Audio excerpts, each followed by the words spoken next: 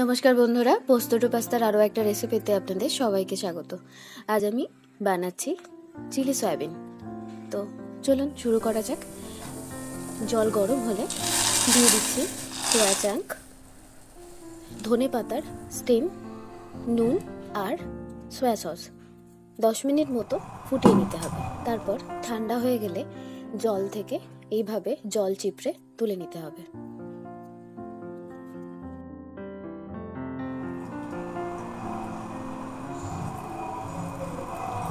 এরপর এতে দিয়ে দিতে হবে একে একে জিঞ্জার গার্লিক পেস্ট, লঙ্কা গুঁড়ো, গোলমরিচ গুঁড়ো, সয়া সস আর একটু বাইন্ডিংয়ের জন্য কর্নফ্লাওয়ার। ভালো করে সবগুলোকে মাখিয়ে নিতে হবে। এবার আবার কড়ায় তেল গরম করতে হবে। তারপর এগুলোকে একটা একটা করে দিয়ে ভেজে নিতে হবে।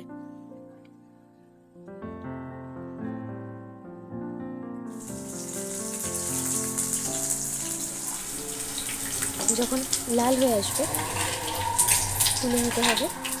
এরপর বাকি তেলটায় আদা কুচি, রসুন কুচি দিয়ে ভালো করে কিছুক্ষণ নাড়িয়ে নিতে হবে। সুন্দর একটা স্মেল এলে পেঁয়াজ, ক্যাপসিকাম আর রেড বেল পেপার দিয়ে আরও কিছুক্ষণ ভেজে নিতে হবে। দিয়ে দিচ্ছি পরিমাণ মতো নুন। নুন দিলে এই ক্যাপসিকাম, পেঁয়াজ এগুলো আস্তে আস্তে নরম হয়ে আসবে। একটা সস বানিয়ে নিচ্ছি, তার মধ্যে দিচ্ছি টমেটো সস, সয়া সস আর ভিনেগার। এটা দিয়ে আরও 5-10 মিনিট মতো নাড়াচাড়া করতে হবে। এরপর দিয়ে দিচ্ছি কর্নফ্লাওয়ারের স্লারিটা।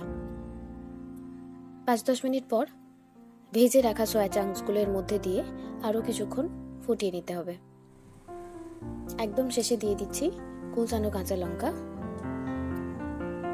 আর কিছু কাজ বাকি নেই।